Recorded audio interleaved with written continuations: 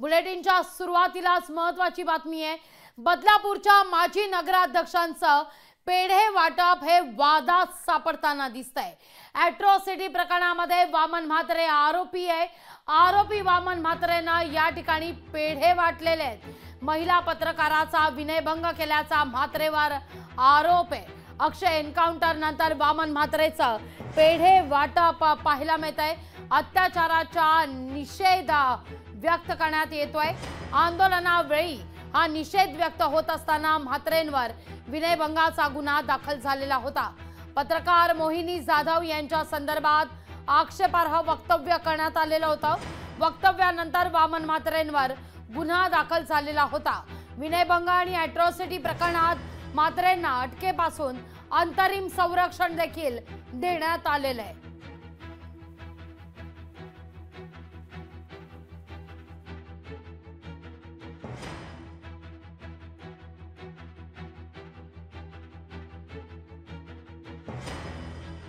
आज जो बदलापुर का जो वातावरण था, मेरी माता बहन सब भयभीत थी कि उनको लग रहा है कि बदलापुर में हमको रहने के लिए सेफ्टी है कि नहीं, मेरे बच्चे स्कूल में जा रहे हैं वो सेफ्टी है कि नहीं। इसका प्रायश्चित ये महाराष्ट्र के मुख्यमंत्री एकनाथ जी शिंदे साहब ने साबित करके दिखाया है कि जिससे कोई मेरे माता बहन के ऊपर अन्याय होएगा उसके पीछे हम पूरा महाराष्ट्र शासन और महाराष्ट्र की पुलिस खड़े रहेंगे। बदलापूरच्या माजी नगराध्यक्षांचं हे वक्तव्य आपण ऐकलं, पण याच माजी नगराध्यक्षांनी मात्र बदलापूर प्रकरणात खरं तर जेव्हा रोष व्यक्त करण्यात आलेला होता, निषेध व्यक्त करण्यात आलेला होता, तेव्हा महिला पत्रकाराचा विनयभंग केल्याचा म्हात्रेवर आरोप आहे। अशा या म्हात्रेंना मात्र काल एन्काउंटर झाल्यानंतर पेढे वाटत वक्तव्य केलेलं आहे। महिला सुरक्षेविषयी वक्तव्य करण्यात आलेलं आहे या म्हात्रेकडून। अक्षय एन्काउंटर नंतर वामन म्हात्रेंचा पेढे वाटप वादात सापडताना दिसतंय। विरोधी पक्षनेते विजय वडेट्टीवार आपल्या सोबत जोडले गेलेले आहेत। वडेट्टीवारजी, ही दृश्य बघितल्यानंतर काय म्हणावंसं वाटेल? ज्या महिला पत्रकाराविषयी या वामन म्हात्रेनं वक्तव्य केलेलं होतं, अतिशय संतापजनक विधान केलेलं होतं, आणि त्याच वामन म्हात्रेकडून आज पेढे वाटप होतोय एन्काउंटर नंतर। जे शब्द सकाळच्या पत्रकाराच्या संदर्भात वामन म्हात्रे यांनी वापरले होते, याचाच अर्थ वामन म्हात्रे हा बलात्कारांचं संरक्षण करत होता, बलात्कारांना पाठीशी घालत होता, हे सिद्ध झालेलं आहे, त्यात लपून राहिलेलं नाही।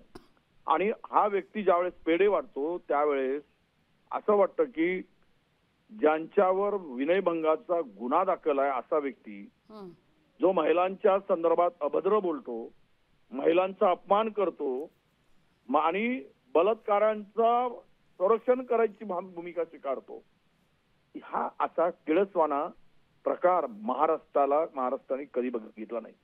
आणि आज तर त्यांनी खरं तर हे जे प्रकरण आहे अक्षय शिंदेचं, ज्याच्यावर आपण म्हणतो की संरक्षणासाठी, अरे तो झाडू मारणारा माणूस, झाडू पकडणारा माणूस बंदूक घेतो काय हातात, आणि पोलिसांची बंदूक लॉक असते, सेफ्टी लॉक, त्याला तो लोड पण करू शकत नाही। नवीन माणूस ज्यांनी बंदूक हाताळली, पिस्तूल हाताळलं, तोच माणूस पिस्तूल मधून गोळी झाडू शकतो। परंतु हा जो बनावट प्रकार जो तयार केला गेला, आणि यामध्ये जे फरार आरोपी आहेत, जे सत्ताधाऱ्यांच्या पक्षाशी संबंधित आहेत, त्यांना पूर्णपणे वाचवण्यासाठी या पोराचा बळी घेतल्याचा संशय आमचा आहे, आणि म्हणून आम्ही त्याची न्यायालयीन चौकशीची मागणी केली। राहिला वामन म्हात्रे, तर हा माणूस याचं नाव घ्यायसाठी म्हणजे तोंडात शब्द अशा व्यक्तीच्या संदर्भात नाव घेण्याची इच्छा होत नाही, इतका हा केळसवाना माणूस आहे। आणि म्हणून हे जर पेढे वाटत असतील तर हे पेढे त्या, मला वाटतं, जे फरार आरोपी RSS BJPशी संबंधित आहेत त्यांचं संरक्षण झाल्याचा आनंद या व्यक्तीला झालेला असावा, आणि म्हणून हा पेढे वाटप सुटलेला असावा। निश्चित।